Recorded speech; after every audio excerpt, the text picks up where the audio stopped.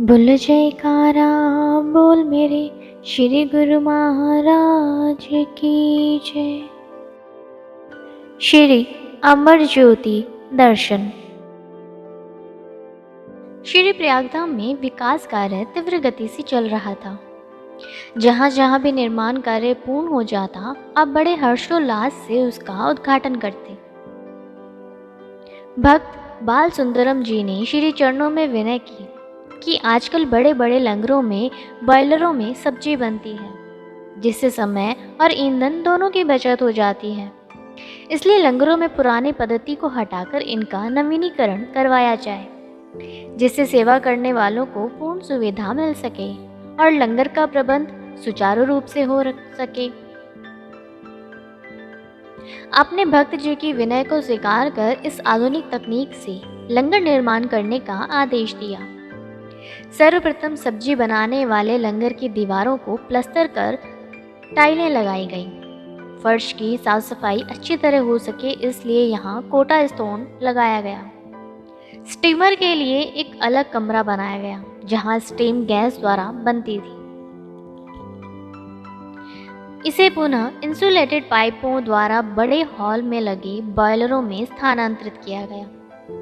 इसी स्टीम में दालें व सब्जियां बहुत कम समय में बनने लगी। तपश का भी नामो निशान ना रहा। जब ये सारा लंगर बनकर तैयार हो गया तो आपने इसका उद्घाटन करते हुए श्री प्रवचन फरमाए। गुरुमुखों, आज ये लंगर का उद्घाटन कर रहे हैं। यह गुरुमुखों को सेवा का सुअवसर मिला है और महापुरुषों की प्रसन्नता एवं कृपा का उपहार मिला है। यह परमार्थ का महान कार्य सिद्ध हुआ है। महापुरुषों के वचन हैं, मानुष जन्म दुर्लभ है, बार बार नहीं पाएगा। निकल गया जब समय हाथ से, फिर पीछे पछताएगा। श्वास श्वास में नाम सुमिर ले, जन्म सफल हो जाएगा। आवागमन का चक्कर छूटे, मुक्ति पदार्थ पाएगा। यह मानुष जन्म जीव को बड़े भाग्यों से मिला है। यह कोई साधारण जन्म नहीं है। जब जीव के कई जन्मों के पुण्य एकत्र होते हैं तब उसे यह मानुष देही मिलती है।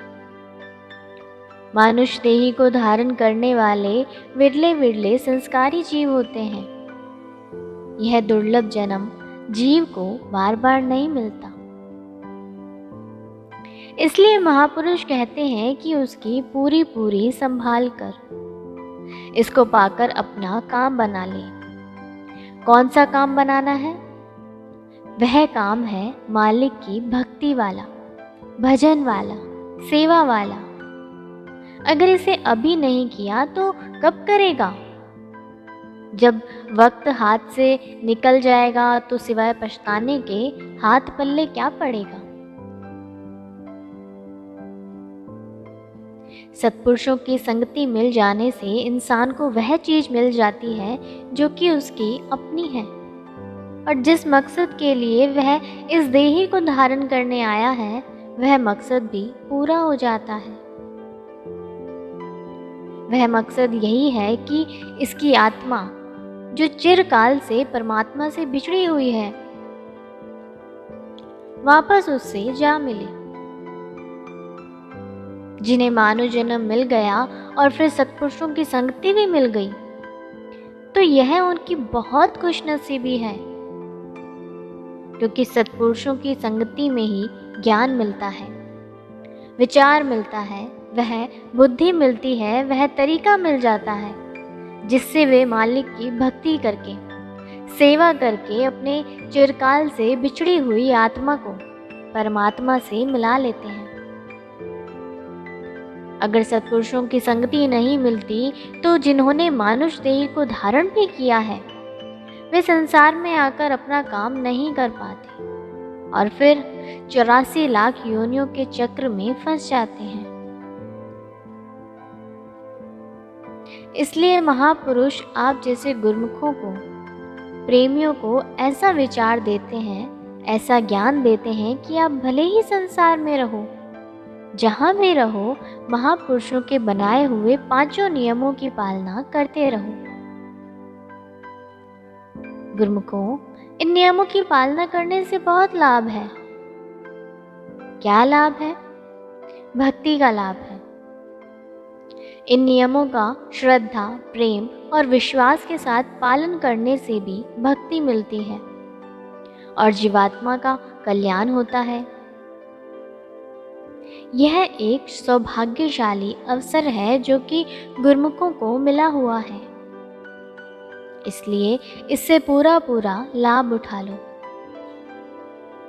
महापुरुष फरमाते हैं, दोहा, श्री आरती, पूजा, सत्संग, सेवा, सुमिरन और ध्यान श्रद्धा सहित सेवन करे, निश्चय हो कल्याण। महापुरुषों ने गारंटी दी है कि इस अवसर को प्राप्त करके जो पूरा पूरा लाभ उठा लेगा, इन 5 नियमों को हितचित से नित्य प्रति करेगा, उसकी सुरती मालिक के चरणों में लगी रहेगी। आखिर में जहाँ सुरती लगी होगी वैसे ही विचार होंगे और वहीं इसे जाना होगा। अगर सुरती मालिक के चरणों में लगी रहेगी तो मालिक के धाम में पहुंचेगा। इसकी आत्मा जो बहुत समय से 84 लाख योनियों के बंधन में फंसी हुई है, वह इस बंधन से आजाद होकर मालिक के धाम में जाकर सुख स्वरूप हो जाएगी। मालिक से मिलकर बहुत ही शांति, आनंद से भरपूर हो जाएगी और मानव जन्म को धारण करने का उसका मकसद भी पूरा हो जाएगा। गुरुमुखों को वही सौभाग्यशाली अवसर मिला हुआ है कि वे जहाँ भी रहते हैं, जिस प्रकार भी रहते हैं, भक्ति के 5 नियम की पालना करते हैं। इस प्रकार उनकी आत्मा का कल्याण होते हुए देखकर, मानुष जन्म के मकसद को हासिल करते हुए देख महापुरुषों को बहुत खुशी मिलती है। इस लंगर भवन के उद्घाटन की सभी गुरुमुखों को बहुत बहुत बधाई हो। पुनः आपने फरमाया, सबने सुना हुआ है कि मूंग की दाल रात के समय रोज लंगर में बनती है। यह दाल स्वर्ग के 36 प्रकार के व्यंजनों से भरकर मीठी व स्वादिष्ट होती है। इसे हर रोज खाने से न मन उकताता है और ना ही यह किसी प्रकार का नुकसान करती है और सबको हजम हो जाती है। लंगर में इसे सर्वश्रेष्ठ स्थान प्राप्त है। अब हम भी इसी मूंग की दाल का भोग लगाएंगे। यूँ तो प्रसाद बांटने के लिए और भी कुछ बनवाया गया था, परंतु श्री प्रभु जी की श्री मौज को देखते हुए लंगर वाले गरम गरम दाल ले आए। आपने उसे ठंडा करने के लिए एक बड़े थाल में डाला और बड़े ही प्रेम से इस अमृत तुल्य दाल का भोग लगाया।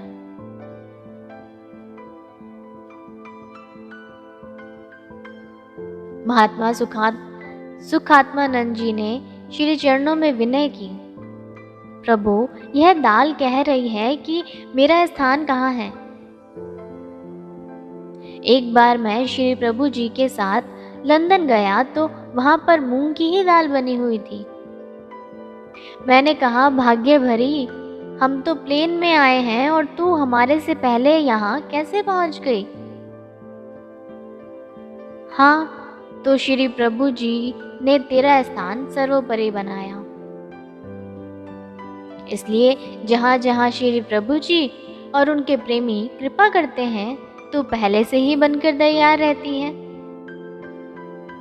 ऐसा लग रहा था कि अपनी महिमा होती देख मूंग की दाल भी गौरव से सिर ऊंचा किए अपने भाग्यों की सराहना करती न थकती थी। आपने रोटी पकाने वाले लंगर का भी नवनिर्माण करने का आदेश दिया। यहाँ भी लकड़ी के ईंधन के स्थान पर गैस द्वारा चालित लोह लगाई गई। सेवा करने वाले सेवकों को गर्मी एवं धुएं का एहसास तक न होता था। पर्वों पर अत्यधिक संगत आ जाने के कारण एक खुले स्थान पर बड़ा लंगर बनाया। एक अलग कमरे में रोटी पकाने वाली मशीन भी लगा दी गई। दर्शनार्थी संगतें तथा शरणागत गुरुमुख श्री सद्गुरुदेव जी महाराज की समय परिवर्तन के साथ साथ परिवर्तित रचना को देखकर आश्चर्यचकित होते हैं। अध्यात्म की विज्ञान से तुलना करना सूर्य को दीप दिखाना है। महापुरुष युग परिस्थिति के अनुसार आश्रमों में सुख सुविधाओं के साधन जुटाते हैं ताकि जीव सरलता से आध्यात्म पथ पर अग्रसर हो। शिमला पार्क। श्री सद्गुरु दाता दयाल जी की मौज एक अद्वितीय एवं अनुपम उद्यान बनाने की उत्सुकता बढ़ने लगी। यह स्थान आवास स्थान से थोड़ा दूर पहाड़ी नुमा आकार में था। वैसे तो श्री प्रयागधाम की सारी जमीन ही पथरीली एवं चट्टानी थी। इतने बड़े बड़े पत्थर शायद पर्वतीय क्षेत्र में भी कम ही मिलेंगे। यहाँ पर पहुँचने के लिए मार्ग में ढलान से ऊपर चढ़ने का मार्ग बिल्कुल पर्वत की चढ़ाई जैसा ही है। यह स्थान श्री प्रयाग सरोवर की ऊपरी जगह पर बना हुआ श्री प्रयाग शांति भवन के ऊपर के स्थान पर है, अर्थात यह काफी ऊंचाई पर स्थित है। यहाँ पर आपने स्वयं ही इसकी रूपरेखा तैयार करवाई। एक ओर से पहाड़ी को समतल करवाकर उस पर थोड़े से स्थान पर कमरा बनवाया और शेष स्थान पर उद्यान। यह कार्य उस समय इतना सरल ना था। कुछ सेवक जन श्री आनंदपुर से साथ में आते और कुछ एक श्री प्रयागधाम में से सेवा के लिए वहां लगाते। आप नित्य प्रति दिन में 2 बार अवश्य ही इस स्थान पर कृपा फरमाते। सेवकों में सेवा के लिए नया उत्साह बढ़ते। उन्हें श्री भोग प्रसाद खिलाते और श्री आनंदपुर एवं श्री प्रयागधाम की आरंभिक कठिनाइयों का इतिहास सुनाते। भक्ति मार्ग में कठिनाइयाँ कितनी भी आए, परंतु कठिन शब्द महापुरुषों के शब्दकोश में नहीं है। निष्काम भावना से की गई सेवा हृदय में सरलता एवं आनंद के सागर में डुबकियां लगवाती है। यही कारण है कि सेवक सेवा करते हुए थकते नहीं, अपितु सेवा की मांग में लगे रहते हैं। इस सेवा की बदौलत महापुरुषों की चरण रज को पाकर भूमि की पुकार पूरी होती है और सेवकों को अति प्रसन्नता होती है। सेवक दिन रात प्रभु प्रसन्नता को पाकर भक्ति पथ पर आगे बढ़ रहे थे। अपने कमरे के एक ओर काफी लंबे चौड़े स्थान पर सुंदर उद्यान की रूपरेखा बनाई। इसमें देश विदेश से लाए हुए सुंदर फूलों की क्यारियां और हर फूल पर उनका नाम अपनी ही शोभा निखा रहे थे। अभी इसका निर्माण आरंभ भी हुआ था, परंतु पौधे झूमते हुए मानो संदेश सुना रहे थे कि हम भी सजीव हैं। नन्हे नन्हे पौधे सेवकों के संग भ्रमण करते हुए श्री प्रभु जी के दर्शन पाकर हर्षा रहे थे कि शीघ्र ही इन डालियों पर भी फूल खिलेंगे, कलियां मुस्कुराएंगी। श्री कर कमलों का स्पर्श पाकर हमें भी नवजीवन मिल जाएगा। सच ही तो है कि पुरातन इतिहास और प्रेमी भक्तों की कथाएं केवल कोरी कल्पना ही नहीं, सचमुच ही भगवान जड़ चेतन चर अचर सब पर कृपा दृष्टि रखते हैं। किसी न किसी रूप में उनके उद्धार का हेतु बनते हैं। उनकी जन्म योनियों का चक्र इसी प्रकार स्वतः ही कट जाता है।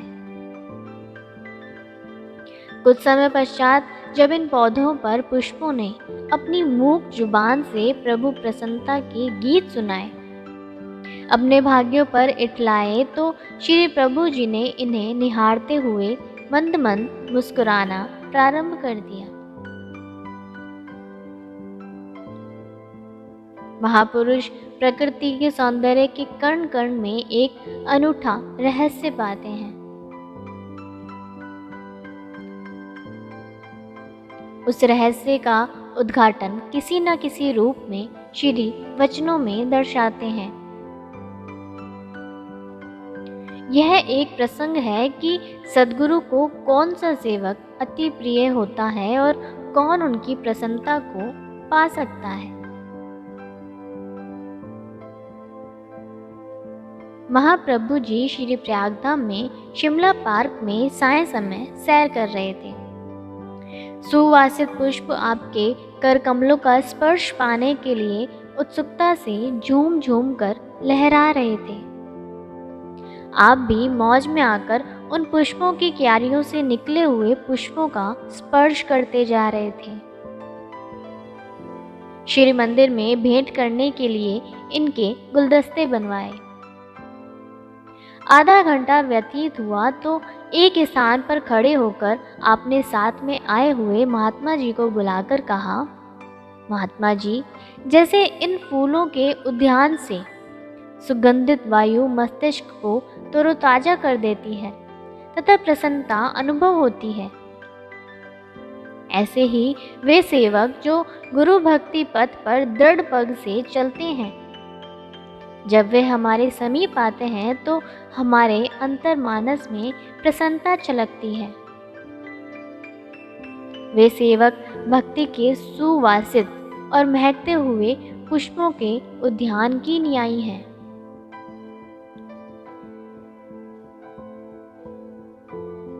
महात्मा जी ने विनय की, प्रभु, जैसे इस बगिया में आप अपने श्री कर कमलों के स्पर्श द्वारा इन पुष्पों को हार्दिक स्नेह से दुलार रहे हैं, ऐसे ही अनन्य सेवक आपकी समीपता पाकर अत्यंत हर्षित होते हैं। यही है सेवक का सद्गुरु के साथ हार्दिक स्नेह और प्रेम की परम पराकाष्ठा।